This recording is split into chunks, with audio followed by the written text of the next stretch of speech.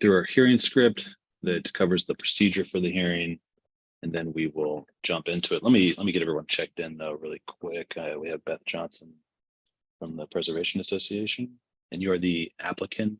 Are you the applicant or the owner? You're the applicant owner. Got it. All So right. Crosley Holdings LLC is the owner, and we are the only member of that LLC. So. Got it. Okay. Awesome. And of course, Kate Meehan from Zoning Department. Did you guys time overlap at all? No, unfortunately, no. No. It's close. And Kate, you're helping out with historic too as well, right? Yes. Awesome. Okay. And Beth, you're not expecting anyone else to join us? You're ready to get started? I'm ready. Fantastic. So this is the October 25th, 2023 session of the Zoning Hearing Examiner docket. My name is David Sturkey. I'll be presiding over the hearing. The case before us today is case number ZHUV230009. The purpose of this hearing is to allow applicants and any potential opposing parties to testify and to offer and refute evidence and testimony. This hearing will follow the rules found in the zoning code and the supplemental rules of the Zoning Hearing Examiner. All testimony and evidence that an applicant or any other party wishes to present must be presented at this hearing. The hearing will proceed as follows. The applicant, the applicant's attorney, or the applicant's agent will first present the applicant's case. If there were anyone here from the public, they'd have an opportunity to speak after the applicant had presented its case. I'll hear from the zoning department next, and I'll have some questions along the way. In the event that any party testifies in opposition to this application, Beth, you'll have an opportunity to rebut that testimony or argument that was offered in opposition. And then finally, you'll have an opportunity to make any closing statements. After all presentations have been made, I'll close the hearing. Decisions may be expected within 2 weeks. I may limit or exclude any testimony that I deem irrelevant or outside the scope of the application being considered. I may interrupt any speaker to ask questions or make any comments. If there's any technical difficulties, you guys are both familiar. I'll do my best to troubleshoot those on the fly. If there's some defect that prevents us from meaningfully going forward with the hearing, I may continue or postpone the hearing, and that'll be at my discretion. Okay, I need to swear everyone in. So if you'll raise your right hand, do you solemnly swear the testimony you shall give will be the truth, the whole truth, and nothing but the truth? I do. Yes.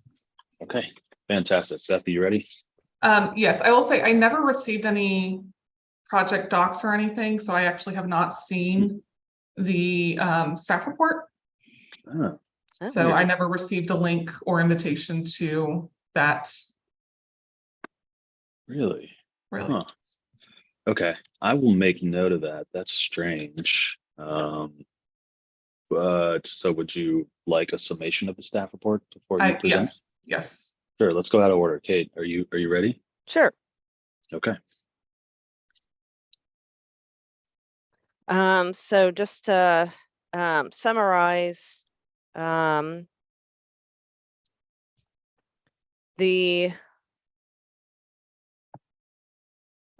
commercial meeting facility use is not a permitted use in the IR zone.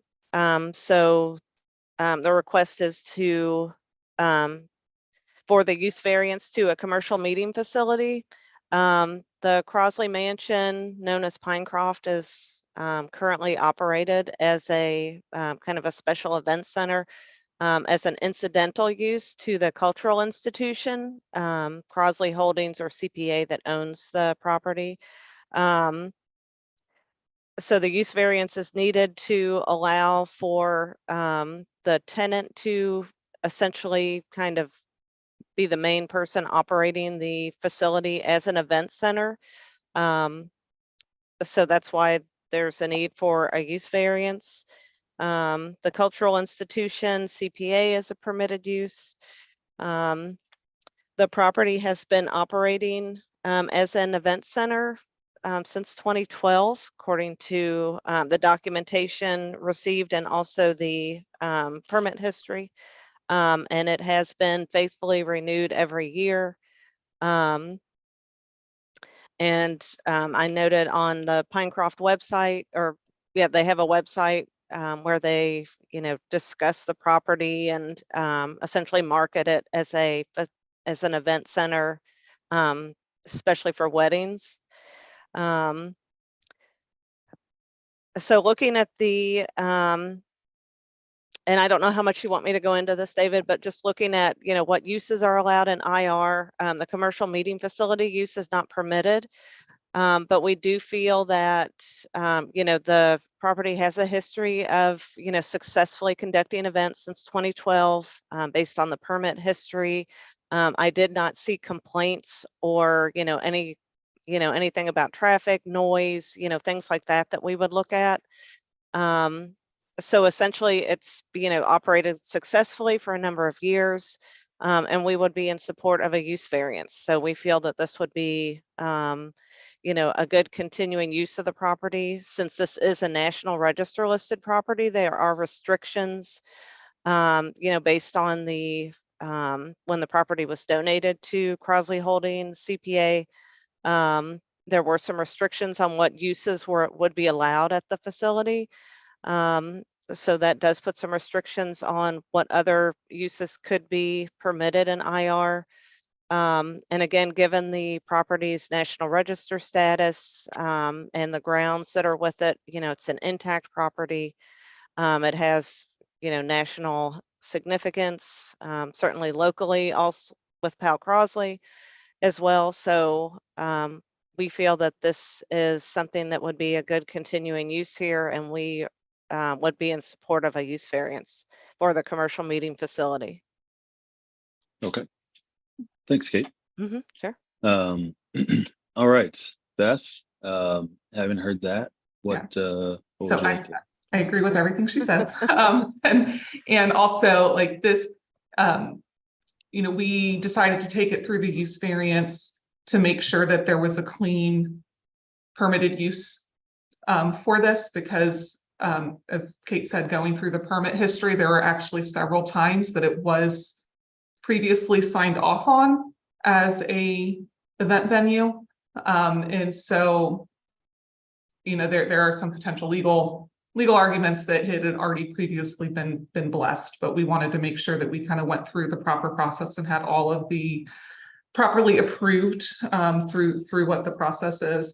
As Kate said, it has been operated as an event venue since 2012. There are building permits, building permits that have been signed off by zoning on that aspect. Kate is right that there have been no complaints for the property. You can look onto the police records, and there have been no calls or site incidences. I think there's only 2 in the 12-year history, and they were related to vehicular accidents of people hitting other people's cars. The Mount Airy community in their neighborhood plan does mention that this is an asset to their neighborhood, and as Kate also said, it's a National Register property. It is a very limited property in how it can be used. In my narrative, I went through all of the different uses or kind of use categories and explained why those uses are not feasible on this property.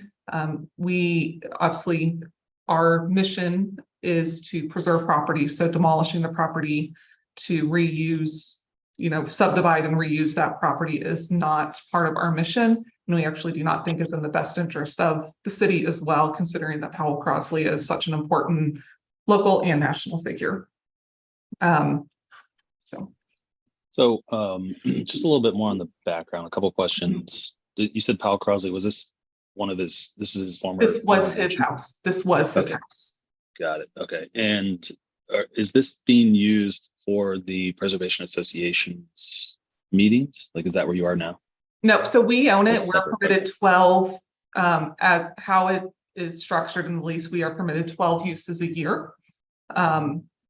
We are potentially looking at trying to sell it to a event venue to be continued to be used, just because for the best interest of our organization, being property owners and developers is not part of our mission. And so we're trying to just get everything aligned so we don't, another cultural nonprofit would potentially be the only other buyer for what the current use and probably the highest and best use for the property is. Okay. All right. Anything else, Beth? I mean, seeing that this is not permitted, I mean, what are there any potential adverse effects that you can envision or that you see as a result of this being used as a commercial meeting facility? No, because I think, for almost 12 years, it's what it has been used as that, and there have not been any adverse effects. And so, I don't anticipate if it changed from our ownership to a event venue that there would be any. Okay. Kate, just a couple of questions to look through just the use table here. How did you land on commercial meeting facility as the use classification on this? Because it's an event center, just based on the definition. The definitions at the start of the code. Right, in the zoning code. Okay. And it's essentially a facility used for assemblies or meetings of the members or representatives of a group, such as convention centers and banquet halls. Classification does not include clubs, lodges, or other meeting facilities of private or nonprofit groups that are primarily used by group members. So this would meet that definition. It's used for assemblies, weddings. I guess you could have like other groups that maybe would hold meetings here, but it's not an exclusive lodge, for like the Elks or anything like that. So, Gotcha. and so this was the definition that is closest to meeting what the use is as an event center. Gotcha. Okay, that makes sense. And also, I can also add some context too. So when I was with the city specifically, I remember there was one on Findlay Market, on the south part of Findlay Market that came through that was a event center, obviously much smaller, but that was the use that they'd also determined at that point for a like event center for parties and weddings and things like that would fall under. That makes sense. Yeah. Thanks, Kate. What doesn't make sense to me is that assisted living residential facilities are permitted, transitional housing is permitted, colleges are permitted, community service facilities are permitted, culture institutions are permitted, daycare centers, government facilities, including offices, hospitals, and public safety facilities, religious assemblies, and schools are all permitted, but for some reason, commercial meeting facilities are not. And it seems like all of those would be just about as intense of a use, if not more intense than what the proposal is here. Would you agree with that, Kate? Yes, and I would also, note that a lot of those, like colleges, universities, certainly they have special events on, their campuses and things like that. So really, it's a kind of an incidental or accessory use to the primary use. Yeah, it almost seems like an oversight or something in code, but okay, great. Let's see, and I think that's all the questions I have for now. Anything else, Kate, that you wanted to offer? I would just note that their parking is compliant with the code. For a commercial meeting facility, they need 1 space per 150 square feet. And they actually exceed the number of parking spaces required. So that is compliant. It's a large property. Again, I did look at the permit history, because one of the requirements is, will the variance cause any issues or harm to surrounding areas, et cetera, adversely affect the community? And there were no complaints or anything of that sort in the permit history. So it does seem like, this has existed there for many years, and people in the surrounding areas, especially the residential areas across the street, there don't appear to have been any issues with noise or traffic or things like that. Okay, great, thank you. Yeah, I tend to agree. So I did, the only last question or comments that I have on this is I did do a couple months ago a hearing for, I believe it's called Maddie's House up there. And as I looked at the surrounding area, it did seem like this is on a bit of an island, so I don't think it's going to have any real impact on the adjacent residential uses or minimal impact. But to Beth, how is this going to coexist with the other institution up there and with Maddie's house? Do you see any potential problems with that? I know that parking lot is going to be a shared lot, right, with Maddie's Yeah, house. So. in our parking calculations that we provided in the application, we included the lease number within there to show that we are still compliant and still actually exceed even with the lease spots. And we made sure of that before we signed the lease as well. And we don't foresee any issues. Acadia is our other neighbor, which is a kind of drug rehab facility. Both them and Maddie's house are great neighbors. Maddie's house actually takes care of the pond for us since they're able to use it. So we have a really great working relationship with them. And then Acadia has been, they're a quiet neighbor and have not provided any issues for us, and likewise us for them, as far as I'm aware with my discussions with them. Okay. All right, great. I think that's all I have. Anything in closing or otherwise before we adjourn here, Beth? No. Okay. All right, let's leave it at that then. I've had a chance to review the application materials and the staff report. As I mentioned a moment ago, I'm also familiar with the property itself from past hearings. So based on all of that and based on the testimony that I've heard here today, I'm going to approve the application.